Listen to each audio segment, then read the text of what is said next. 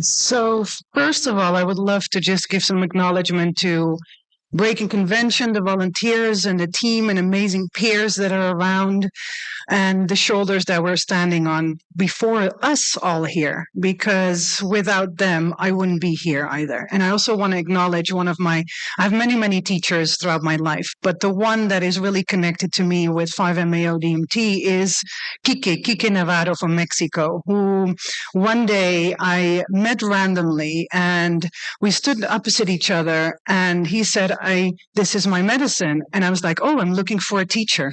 And at that moment, I had never experienced this compound yet or this teaching agent.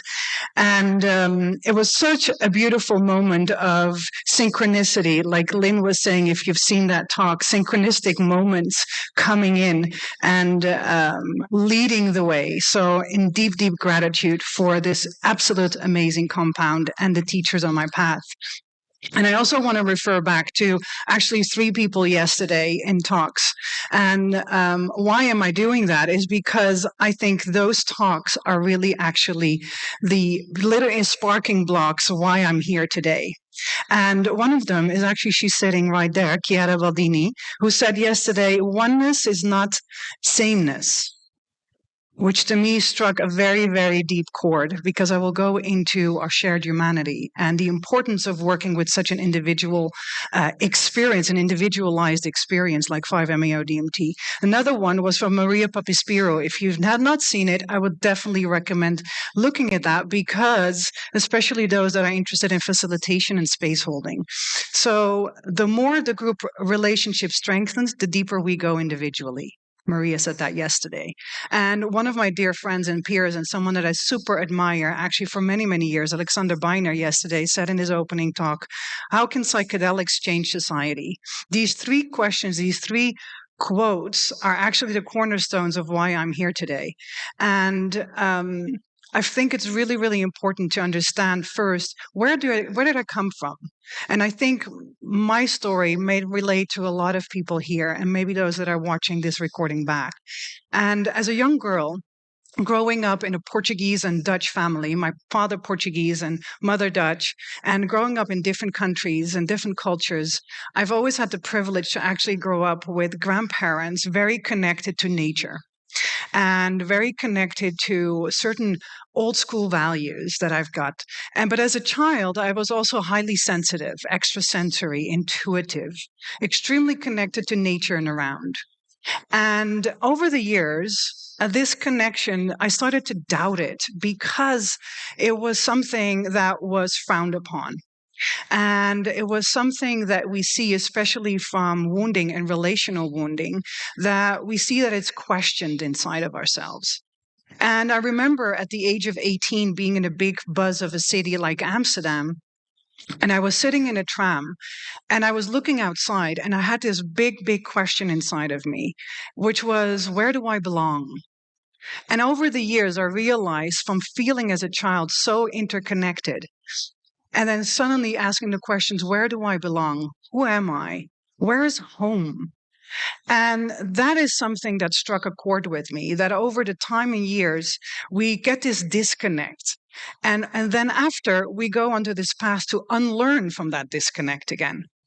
And that was actually the core question for my search and curiosity all my life, for meaning making, for purpose, all my path and different spiritual traditions and shamanistic traditions. And at the age of 14, going into my first psychedelic experience with the amazing mushrooms in the Netherlands. At the time, we still were using and were cooperating with the actual mushroom and not the truffle. And that was actually the first spark with psychedelics and plant medicines at 14. So many, many years later, with a whole different path, and if I say sex, drugs, and rock and roll, you get the picture. That was definitely part of my life at some point. Um, what happened was that I actually realized that many years later, there was an absolute gift given to me by just that single question of where do I belong and that single feeling of disconnect. Because the weekend that I was initiated by Kike in the Netherlands when he came over, and over multiple times I received a layered experience with 5-MeO DMT. And the layering is key in my personal work. It is really about building up and creating a relational space of trust and integrity, not only with the individual or your client, but also in discernment with the plant allies and teaching compounds. So, in that weekend, what actually had happened was that in my last initiation session, it was something that happened to me, which in its simplicity, when we speak about non-duality, and the first speaker that was here was really speaking about 5-MeO and non-duality, and that's exactly my experience at that time. And there were two space holders, two facilitators, a female and a male, and those were assisting, and I really wanted their presence next to me. I had received this beautiful medicine. And at the moment of that complete oneness state, I was bit by bit coming back into my own body. And the observing thoughts that I was having with the subtlety of the cold wind on my skin, because I was actually laying outside on the grass in that moment. And then there was this warmth of two hands on my chest because I asked that. So there was definitely consent in there. So there was two hands on my chest from this female and male space holder. And there was a warmth coming, which I could really see, sense, and feel coming from their heart. And in that moment, the biggest aha moment of my life, which might be very simple to you, but it's fueled everything from then on, which was without this cold breeze, I could have never experienced the warmth of their love for me. And that was the experience. That was the moment of really seeing, feeling, and knowing that as a whole, we have to go into cooperation with these medicines. It's not only the compound that does its work. It's the combination between who am I as a space holder? What is the set and setting? Like everybody knows. What is the type of container that we're bringing in? So another part of that was really striking to me over time, and I think all of us are more and more aware of this, is that there is quite a limited notion I feel right now in terms of healing and treating.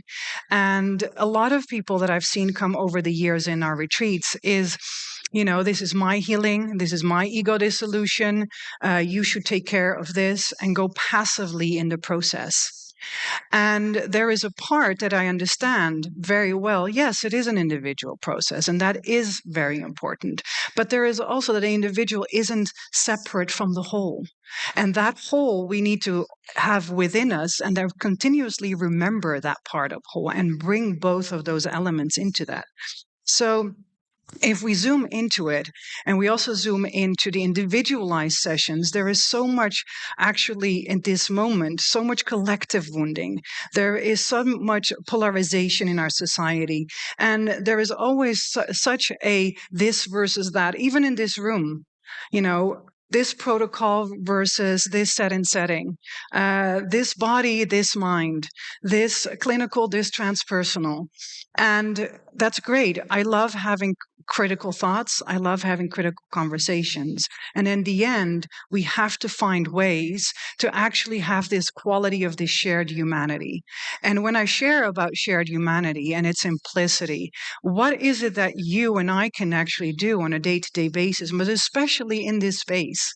We are representatives of something that is in its wave, has such an impact. If we don't show up with that impact and that awareness, we cannot expect anything outside of us to do the same. My friend Dan Kaiman, who's just sitting right here, I'm going to quote you, said the other day, wounding is created in relationships and therefore should be healed in relationship.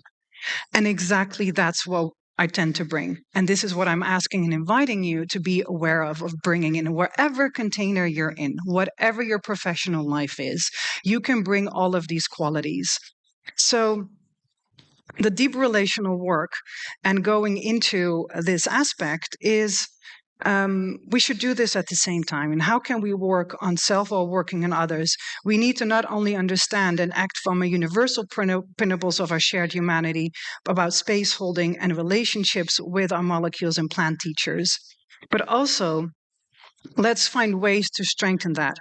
And since it seems clear that we all have to go a deep urge. We have all a deep urge to connect with others and make sense of our strengths and in this level of connection. As we know, this is especially important in the global environment that we are in.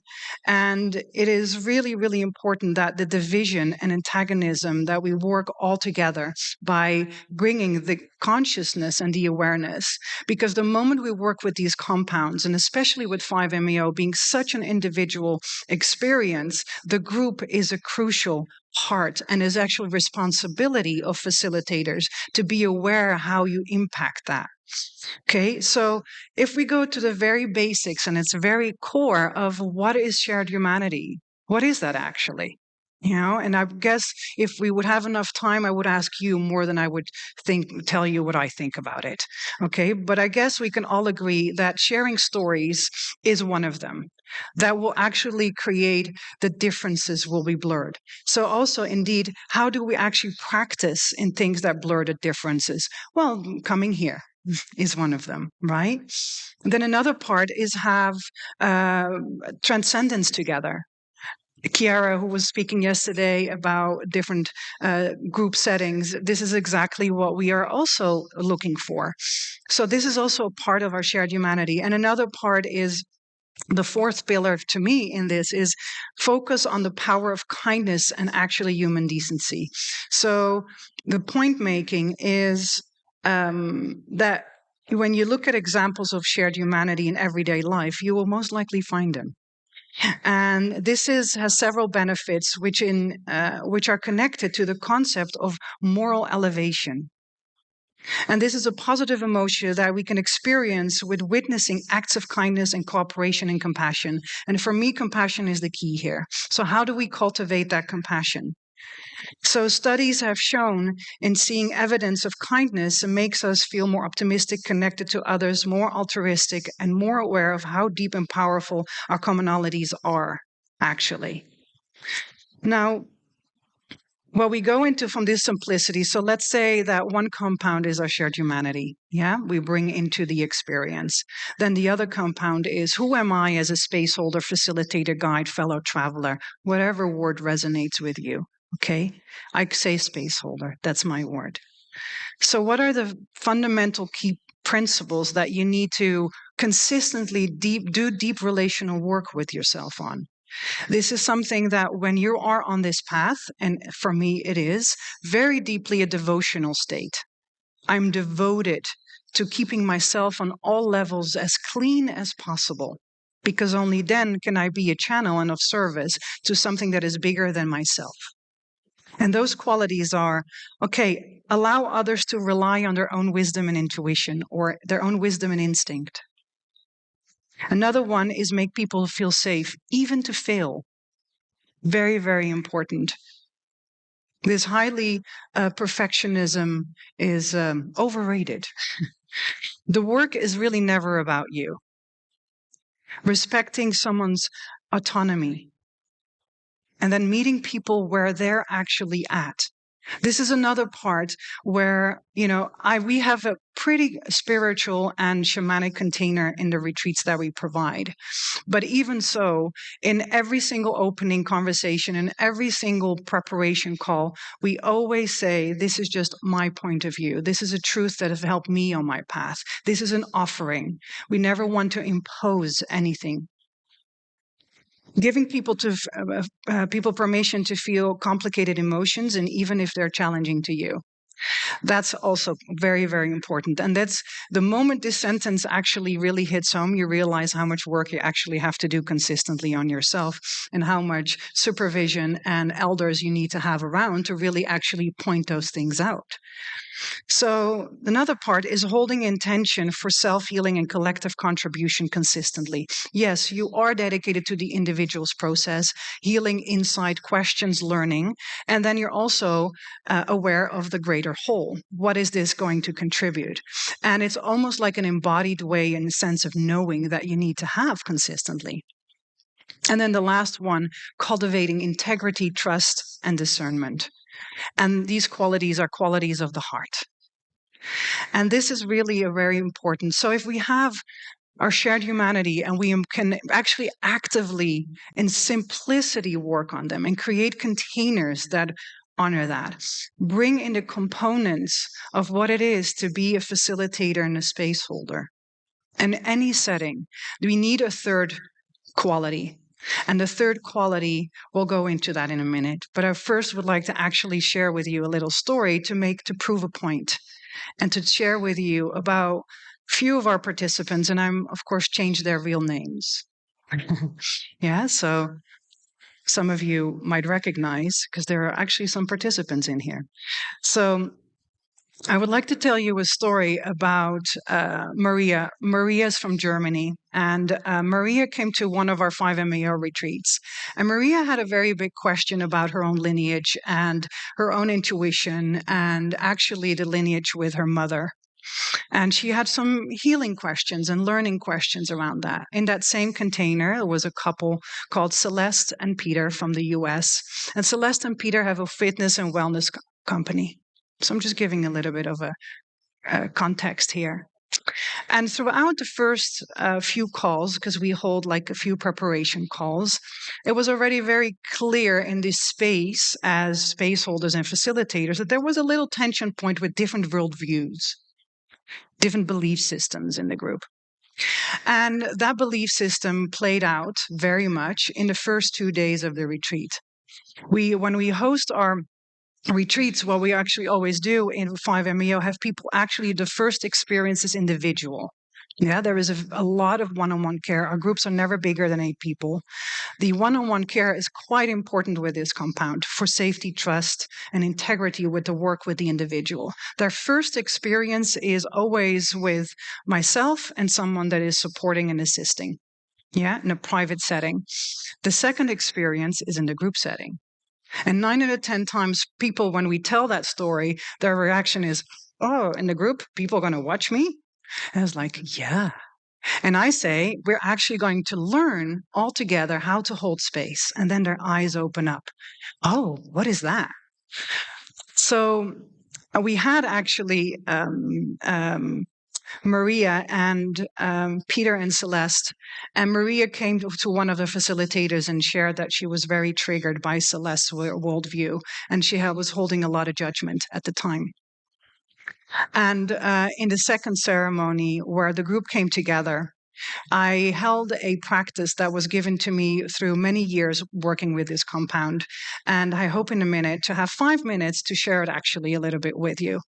And that would be the third component, the third ingredient. And that is the way to actually open up the space to be in a state of, I'm a space holder. I'm aware of my shared humanity. I have a responsibility for my own healing. At the same time, I'm having the bird's eye view on the greater whole. And in that moment, Maria was witnessing the journey of Celeste supporting her husband, Peter. And Maria's heart bursted open. And suddenly she realized that the judgment was, of course, a lot about herself and her preconceived ideas. But there was another thing. There was something that binded her, and that was the love for her partner. And I saw this in her face and actually invited her and Peter and Celeste if it was okay that Maria joined.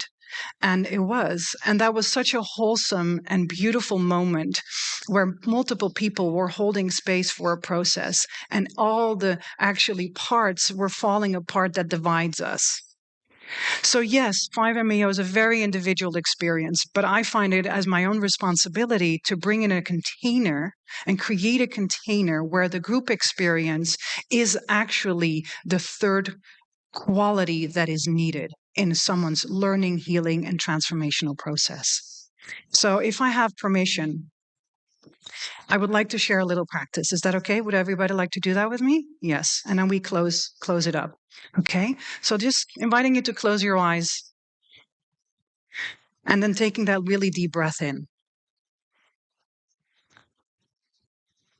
And you've been hearing a lot as things come and go. So just inviting you to have your feet flat on the ground, uncrossed. Very good. So you can really connect to the soil of Exeter and this really beautiful patch of soil just below you. This beautiful patch of soil just for you, this beautiful dirt that is below you. And whatever way is that visual, sensory, you just drop into that patch of soil. You connect deeper and deeper. And you root yourself, you center yourself into your being through this patch of soil just below you. And as you breathe in the qualities of nurturing of this planet, the minerals, the nutrients, whatever that your physical, emotional, spiritual, mental body needs in this moment. And you breathe that in. And let's bring in the intention that you breathe that in throughout the rest of your day. Now bring in with that breath all the way to the top of your head.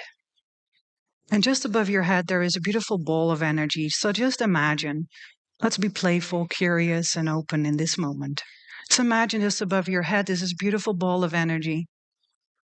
And you give it a color that you're comfortable with today.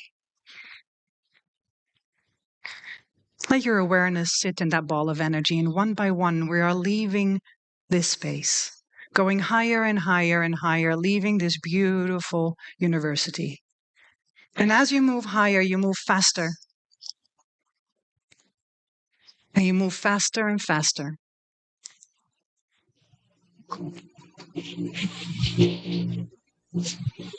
And as you move faster, you're leaving the Earth's atmosphere, going higher and higher and higher, going through the different planes of existence, of consciousness, of awareness, going through white light and more white light, going through the vision, going through a beautiful pearly iridescent light and going higher into the light. And whatever you see, sense, feel, whatever entities, guides, ancestors, you continue your journey upwards, going higher and higher and higher. Through the beautiful layers of jelly substance and rainbow colors. The layers of the laws of the universe, the law of time passing through, the law of magnetism going around, and into a layer of soft pink light, layer of compassion. Now in the distance, you see a window-like shape. And through that window-like shape, this pearly iridescent light is coming through. And you feel, you recognize there is a homecoming. And in that homecoming, you go deeper and deeper, and your ball of energy completely dissolves. You take a deep breath in, and here you are with the great mystery, with the creative source of all that is, with divinity, God, Goddess. Here, you're one. Still rooted, connected to this planet, to this beautiful patch of soil. You take another deep breath in, and you bring into your awareness the emotion of appreciation. Maybe it is the appreciation for a sunset, or a friend, or a pet.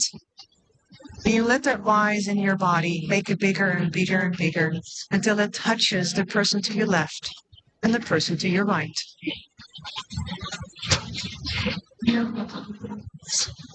And you make it bigger and bigger. And as we breathe, we become one in this very moment.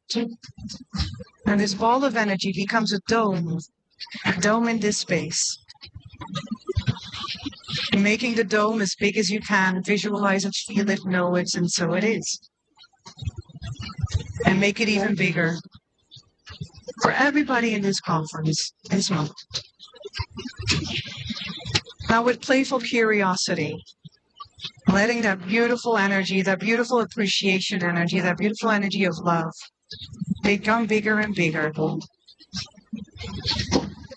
And just imagine that at the center of the top of this dome, there is a disco ball.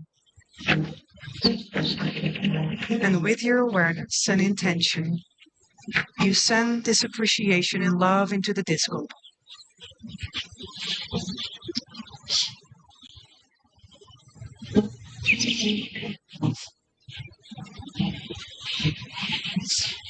And as you breathe in, you welcome the appreciation, the love. And as you breathe out, you send it. So just imagine that one by one, as we're sending this quality into the bowl, it filters through and starts to shine. And just imagine that it's a battery charging up and up and up. And remember, when we give, we receive. So when you receive from the back of your heart. And when you give from the front of your heart. And this cycle continues. Taking a deep breath in and out. And now that this beautiful disco ball is charged up, we're going to give it away. Because at the end, the question is always, at the altar of your work, whatever your work is, what can I give? Not what can I take? What can I do to serve humanity at this moment? So let that be your new mantra, your new affirmation. So one by one, we take a deep breath in, and we're going to envision to put this disco ball into the collective consciousness, sending it upwards into the grids around the earth. So 1, 2, 3. Visualize, see, sense, feel that you're sending it upwards. Till it melts, and it melts. And anybody that is in need of this in this moment, that is in polarization, in loss, in grief. Let's take another deep breath in together. And so it is, and so it shall be. Honoring those walking our path before us. Amen, amen, and oh. Thank you for today.